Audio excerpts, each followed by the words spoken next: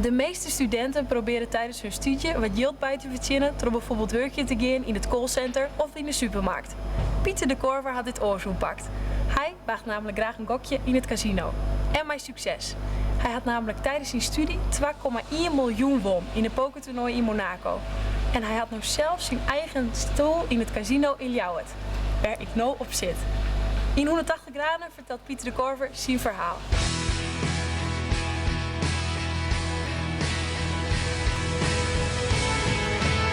Wat baarde er toch wanneer Pieter in Monaco ziet wat zijn leven totaal op de kop zette? Eén ding is duidelijk, hij hoeft zich geen zorgen meer te maken over hoe hij de mannen trok commercieel. Pieter de Korver, wat is die 180 graden moment? Mijn 180 graden moment, dat is op 3 mei 2009 is dat gebeurd. Toen won ik de EPT Monaco en dat was een moment dat een pokertoernooi wat ik daar won en daarbij hoorde toen een bedrag op tv 2,3 miljoen. En uiteindelijk na een deal had ik 2,1 miljoen. Dat was wel een moment dat mijn leven wel een beetje op zijn kop ging staan. Wat voor toernooi is dat precies en hoe wist dat aan? In 2008 deed ik mee aan de pokerkampioen van Nederland. En uiteindelijk won ik dat toernooi van kleine 5000 man. En toen kwam er een sponsor bij kijken. Daardoor kreeg ik de mogelijkheid om 1 keertje in Barcelona te spelen. Een heel duur toernooi, wat €5000 toen kostte. En daarna werd ik in één keer gevraagd of ik voor Team Nederland wou uitkomen. En toen de derde toernooi werd Monaco. En in één keer won ik het toernooi. Won ik een 7-0 bedrag. Dus kwam er in één keer, 2 weken later kwam er in één keer op mijn bankafschrift iets met 7 cijfers. Hoe vierdes die de toernooirekkers, die is toen echt wel zoiets van, ik get it, ik winnen? De laatste 31 was weer een nieuwe dag. Toen zat ik echt van, het moet kunnen. Ik moet nu gewoon mijn moment vinden. En toen kwam die moment. In één keer dubbelde ik en kreeg weer meer punten. Toen voelde ik me al groeien. En toen haalde ik in één keer de finale tafel. En die avond ervoor moet je slapen. Maar dat heb ik bijna niet gedaan. Ik heb een beetje geslapen, maar ik was aan het visualiseren hoe ik ging winnen. Echt? Ja, natuurlijk. Zeg je het toch helemaal voor je? Ik heb wel, als ik sliep, dan droomde ik, maar als ik wakker was ik nog meer aan het dromen. Maar en even naar het moment van toen die miljoenen in de bankrekening in je ziet. Ik heb eerst even... omkeer bijvoorbeeld. Of zoals dit, een spijkerbroekje.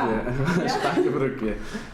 Een spijkerbroekje. En toen was ik van plan om, hoe we nu zitten. Ik heb het huis waar ik al woonde, ik woonde al prachtig.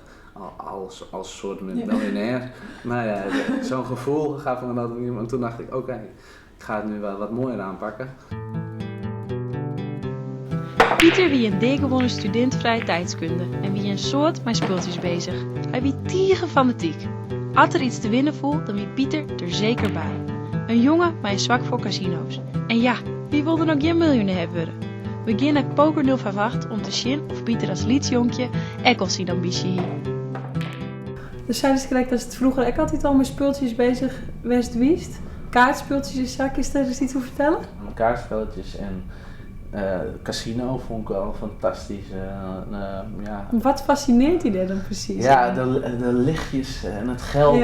Ik droomde vroeger, ik zei al om miljonair, dat leek me wel mooi. En eigenlijk het mooiste is, toen ik won in 2009, toen kreeg ik een belletje van mijn moeder. Die was haar bureau aan het opruimen. Dat was een paar maanden later. En toen zei ze, jeetje Pieter, ik heb iets gevonden en dat is wel heel bijzonder. Nee, ik pak het er even bij.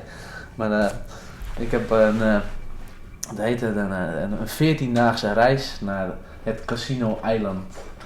Dit heb ik als jong jochie. Waarschijnlijk. Er staat school of zo? Ja, een opdracht voor school. En ik heb mijn eigen Casino-eiland bedacht. En hoe heet de hoofdstad? Die heet Pokerstan. En roulette, vliegveld en blackjackie en Gamble Beach. Maar en hoe denk je nou als de waarom hoe je die leven eruit zien als nou net poker is? Wat is dan die in mij, die vrije tijdskunde? Ik waarschijnlijk in de sport- of evenementenorganisatie, toch in die kant. Wie weet, bij een grote voetbalclub of bij ergens in die trend zou ik wel misschien een baan hebben gevonden. Maar, Kun je het je voorstellen zonder poker? Nou ja, dat is lastig. Ja, hiest oors in het leven stieren als dit pokertoernooi net won hiest? Ja, absoluut. Absoluut. Want wat is er echt verloren in dijzelf, steeds maar? Natuurlijk, er verandert zo veel eigenlijk. Gelukkig mijn vrienden niet. Was er steeds dezelfde vrienden? Ja, ik heb nog steeds dezelfde dezelfde vrienden. Ja. En nou ja, hartstikke mooi. Ik heb ze wel, dat ik heel veel mensen soms even niet zie, dat ik heel veel op reis ben geweest. Maar als ik ze dan weer spreek, dan is het gewoon hartstikke goed. Ja, ik vind het prima om leuke interviews te geven. En ja, dat is natuurlijk anders. De camera's zijn op je gericht. Mensen kijken met je mee. Mensen kijken naar je aan. En voor sommige mensen heb je een heldendaad gedaan. Ja, en ik beschouw het, ik heb gepokerd en ik heb in 2009 een keer een mooi toernooi gewonnen en dan nog wel een paar andere successen. Maar ik blijf nog altijd gewoon Pieter en ik blijf heerlijk in Leeuwarden wonen. Ik ben op heel veel plekken geweest, maar ik was altijd heel blij als ik gewoon lekker naar huis ging. Pieter, daar is nou eigenlijk al van alles bereikt in je leven.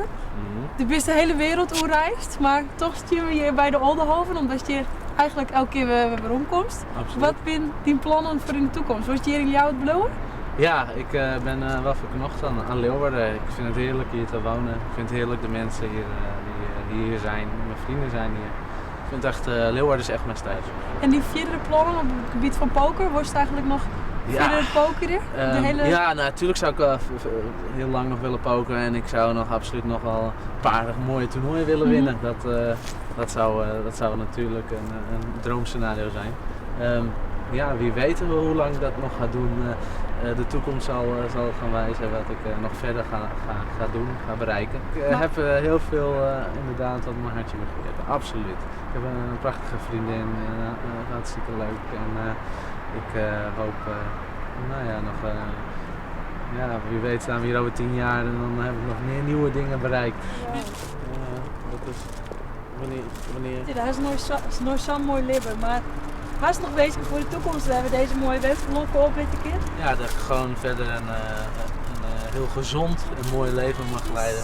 De Gitty Pieter, de Gitty mens. Hoop voor dat het uitkomt. Ik hoop het ook. Nog een mooi Nog leven. meer overwinningen, een mooi gelukkig leven.